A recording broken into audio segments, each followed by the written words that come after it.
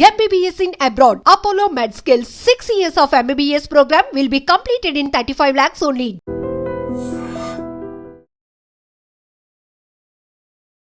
Hi hello నమస్తే welcome to iDream media. నేను మీ శ్రావ్య.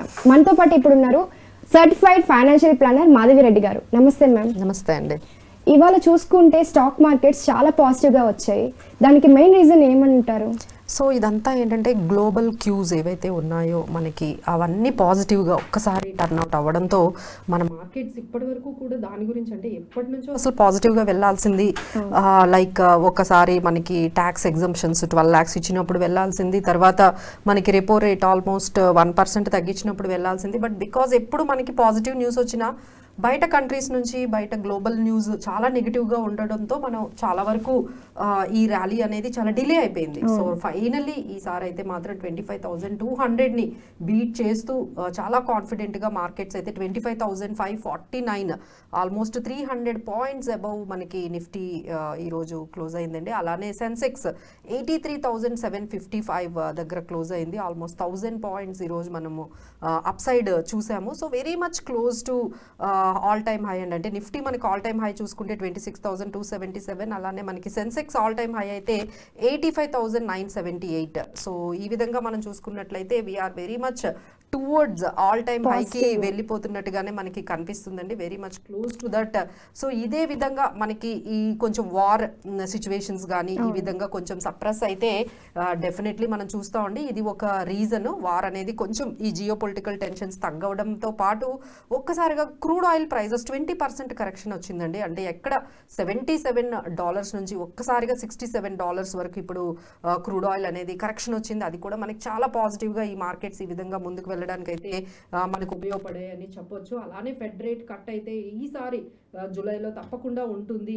లేదు అంటే పవెల్ని పక్కకు పెట్టైనా ఈసారి జూలైలో ఈ ఇంట్రెస్ట్ రేట్ కట్ అనేది ఈ ట్రంప్ సాధిస్తారేమో అన్నట్టుగా మార్కెట్స్ ఇవన్నీ కూడా చాలా పాజిటివ్గా తీసుకుంటే, మన ఇండియన్ మార్కెట్స్ ఎస్పెషల్లీ చూసుకుంటే డాలర్ అనేది కొంచెం ఇండెక్స్ చాలా వరకు తగ్గిందండి. సో 97 వరకు వచ్చేసింది. అంటే అదేంటంటే ఎఫ్ఐఐస్కి ఏంటంటే చాలా అట్రాక్టివ్గా ఉంటుంది ఎప్పుడైతే డాలర్ తగ్గిందో. సో మన ఇండియన్ మార్కెట్స్ ఎస్పెషల్లీ ఏవైతే మనకి ఈ మార్కెట్స్ అంటే డెఫినెట్గా పాజిటివ్గా ఉంటుందండి. సో అది కూడా మనకి మార్కెట్స్కి ఈ విధంగా ఈ ర్యాలీ అనేది మనకి త్రూ అవుట్ ఒక్కసారిగా ఈ లాస్ట్ 2 డేస్లోనే చాలా పాజిటివ్గా మార్కెట్స్ క్లోజ్ అయ్యాయండి. So these are all the reasons అని మనం చెప్పొచ్చు. ఒకవైపు గ్లోబల్ క్యూస్, ఒకవైపు క్రూడ్ ఆయిల్ తగ్గడము, జియో పొలిటికల్ టెన్షన్స్ తగ్గడము, అలానే మనకి ఈ ఫెడ్ రేట్ డిక్రీజ్ ఉంటుందని, ఇలాంటి వాటితో మనకి ఎస్పెషల్లీ గ్లోబల్ న్యూస్ అంతా ఒక్కసారిగా పాజిటివ్ అవ్వడంతో మన మార్కెట్స్ పెరిగాయండి.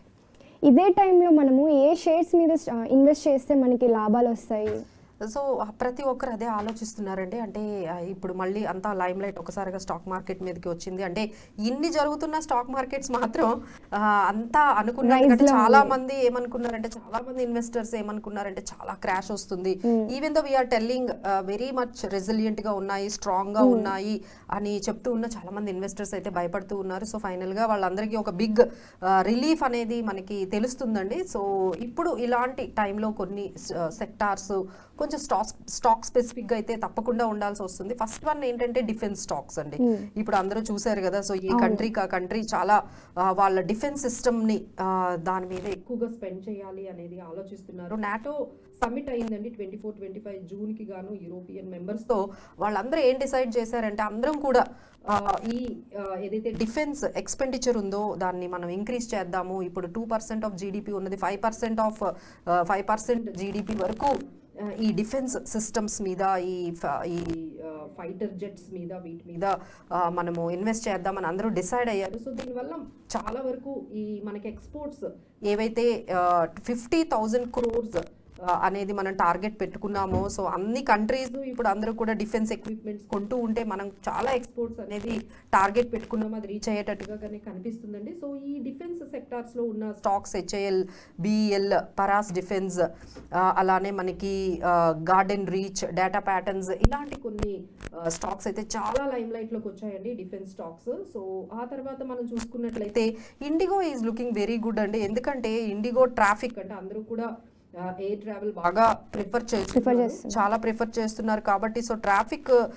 ఇంతవరకు చూసుకుంటే 140 lakh crore ప్యాసింజర్స్ ఇండిగోలో ట్రావెల్ చేసినట్టుగా వాళ్ళు చెప్తున్నారు. వాళ్ళకి మొత్తం మార్కెట్ షేర్ అనేది 64% ఉందండి. సో ఎవరైనా ఈ పర్టికులర్ దీంట్లో మనం ఇన్వెస్ట్ చేసుకోవాలి, ఎందుకంటే ఇప్పుడు కొంచెం ఎయిర్ ఇండియా ఇంకా బాగా డౌన్ అయింది ఈ రీసెంట్ ఇన్సిడెంట్స్ వల్ల. సో ఈ ప్యాసింజర్స్ అందరూ కూడా ఈ ఇండిగోకి ఏమైనా షిఫ్ట్ అయితే ఇంకా definitely that will be a very positive for IndiGo అని మనం చెప్పొచ్చు. అలానే మనకి కొన్ని ఫైనాన్షియల్ సెక్టార్స్ లైక్ అంటే అందులో ఉన్న కొన్ని companies like SBI, ICICI, Jio financials, ఇలా ఫైనాన్షియల్ సెక్టార్స్ వైపు వెళ్ళొచ్చు, అలానే డిఫెన్స్ వైపు వెళ్ళొచ్చు. అలానే ఇప్పుడు మనం చెప్పుకున్నట్లుగా ఈ పర్టికులర్ ఇండిగో అనేది ఈ పర్టికులర్ రీజన్స్ వల్ల మనకి చాలా పాజిటివ్గా మనకి కనిపిస్తుందండి. అలానే కొన్ని కెమికల్ స్టాక్స్ని కూడా మనము తీసుకోవచ్చు. So these are all positive sectors, chemical కానీ లేకపోతే ఇలా డిఫెన్స్ సెక్టార్స్ కానీ, ఇలా మనం ఇండిగో ఇలాంటి కొన్ని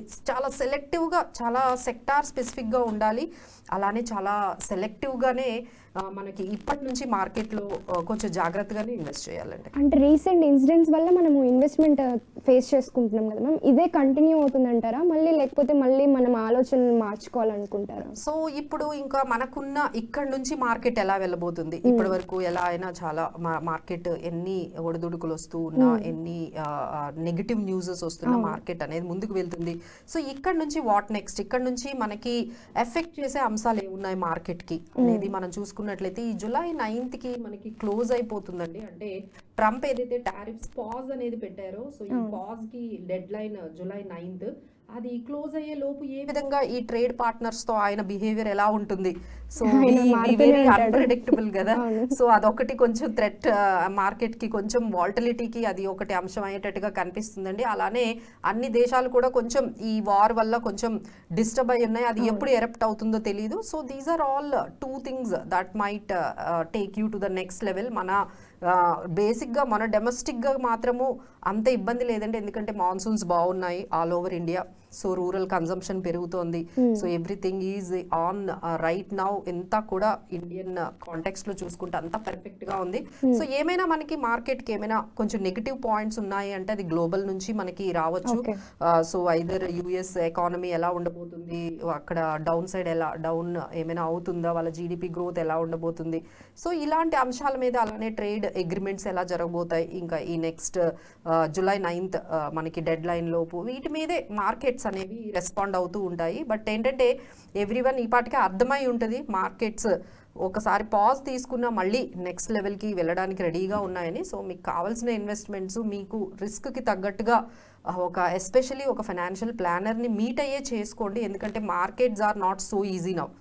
ఇప్పుడు చాలా చాలా వాల్టిలిటీ ఉంది. మనము ఒక స్టాక్ కొంటే ఆ స్టాక్ తప్ప అన్ని పెరుగుతూ ఉన్నాయి. మనం ఒక సెక్టార్లోకి ఎంటర్ అవ్వగానే అక్కడ మళ్ళీ నెగిటివ్ న్యూస్ రాగానే మళ్ళీ వచ్చేస్తుంది. సో చాలా అన్ప్రెడిక్టబుల్గా ఉన్నాయండి. బెటర్ మనకు తగ్గట్టుగా అసెట్ అలొకేషన్ చేసుకుంటూ, డైవర్సిఫికేషన్ చేసుకుంటూనే ముందుకు వెళ్ళాలి. సో ఎవరైనా ఫైనాన్షియల్ ప్లానర్ ద్వారా, ఎక్స్పర్ట్స్ ద్వారానే మీరు ఈక్విటీలో ఇన్వెస్ట్ చేసుకోవాలండి, ఎందుకంటే now markets have become very very dynamic and very complicated.